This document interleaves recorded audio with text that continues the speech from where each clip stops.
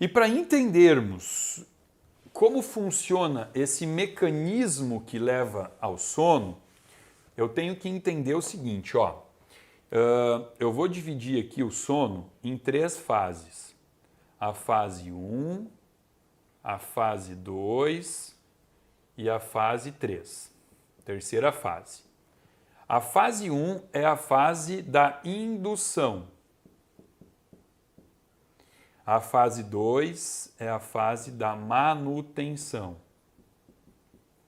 E a fase 3 é a fase do despertar. E em cada fase eu tenho pontos importantes diferentes. Nessa fase de indução, eu tenho que ter uma diminuição da excitação do corpo, das catecolaminas, o que são catecolaminas? Adrenalina, noradrenalina, todos esses hormônios que me deixam excitado, eles precisam começar a diminuir. Então, se você tem aqui uma dificuldade na fase de indução, existe uma possibilidade de que isso esteja acontecendo porque você está chegando muito excitado ao final do dia. E aí você tem que rever algumas coisas importantes da sua vida, como por exemplo, talvez você esteja treinando muito tarde, você está indo para a academia às 8, 9 da noite e o treino para você te deixa excitado e depois você não consegue diminuir essa excitabilidade. Isso é uma regra? Todo mundo que treina à noite vai dormir mal? Claro que não. Eu, por exemplo, o meu horário de treino é de noite, eu treino das 21 às 22 e isso não compromete meu sono. Eu deito para dormir muito bem, durmo rápido, sem precisar usar nenhum recurso externo. Não preciso tomar nenhum suplemento para poder dormir.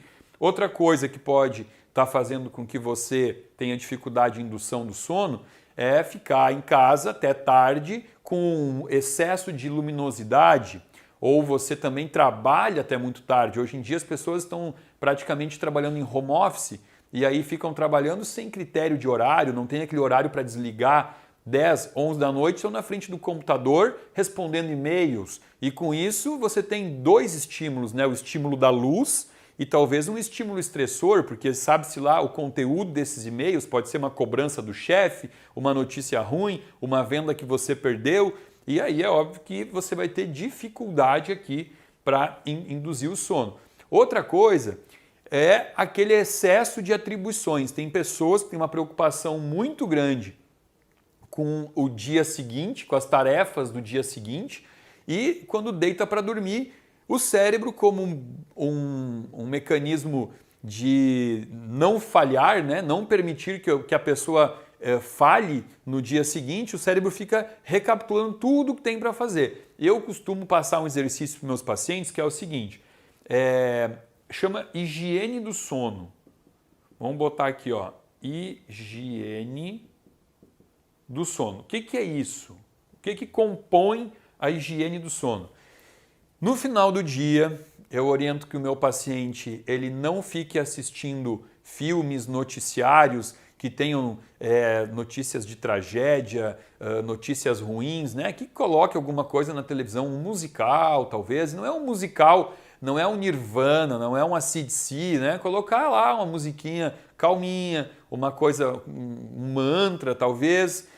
A luminosidade do quarto, da sala, onde estiver, diminuir, deixar uma luz indireta, amarela, um abajurzinho ligado num cantinho e pegar, antes de dormir, uma folha em branco e anotar todas as tarefas que tem para fazer no dia seguinte. Reunião, tem que ir no supermercado, tem que passar na lavanderia, tudo que tem que fazer. Porque quando você transfere isso do cérebro para o papel, você acabou de liberar o cérebro para ele não precisar mais ficar pensando naquilo. Isso é uma forma também importante de você ajudar o cérebro a desligar.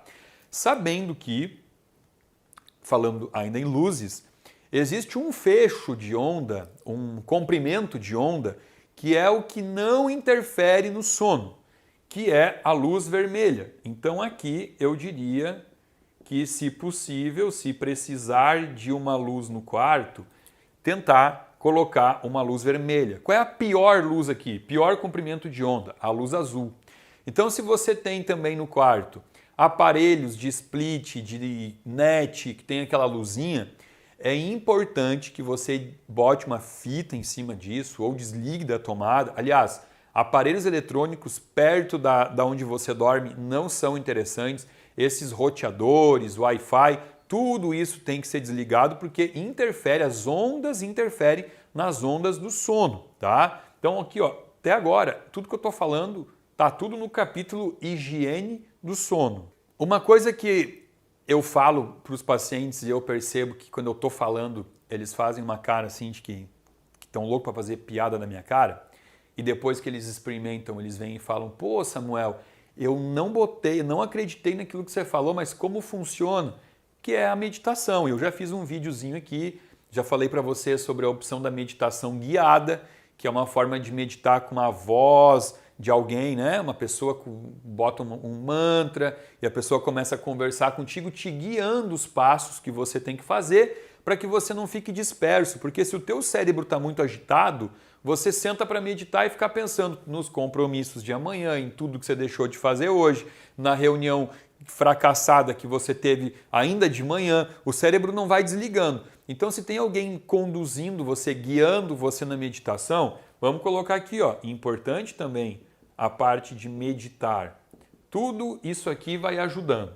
Bom, Samuel, eu já estou meditando, eu já estou com uma luz vermelha no meu quarto, desliguei todos os aparelhos eletrodomésticos, estou fazendo tudo que a higiene do sono manda e mesmo assim eu não estou conseguindo dormir. Bom, existem alguns suplementos que ajudam a induzir o sono, ajudam a diminuir a excitabilidade. Aqui entra o magnésio na forma de treonato, a vitamina B6 na forma de piridoxal 5-fosfato, valeriana.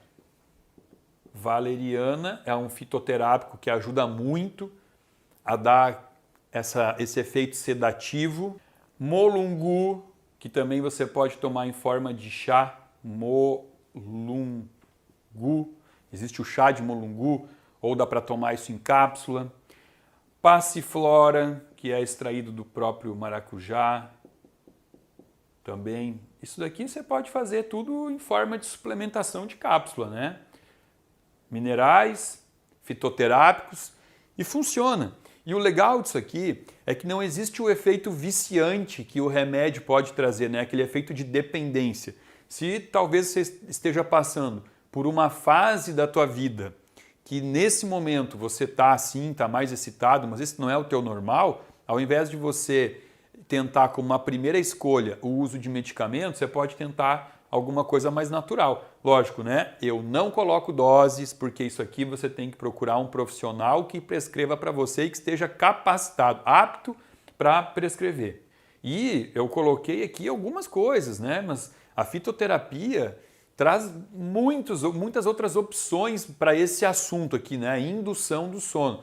Inclusive muitos chás, né? Você pode usar chá de camomila, pingar umas gotinhas de própolis, isso aqui funciona também, ajuda a dormir. Bom, receitas 1000, mas o importante é entendermos em relação a essas fases.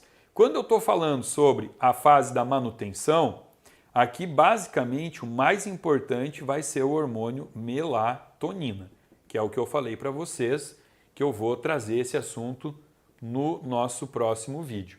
E aqui a fase 3, a alteração na fase 3, são aquelas pessoas que têm um despertar mais cedo, né? Acorda, sei lá, botou para despertar às 7 da manhã, deu 5h45, acordou. Aqui tem que ser investigado alterações a nível de cortisol, ok?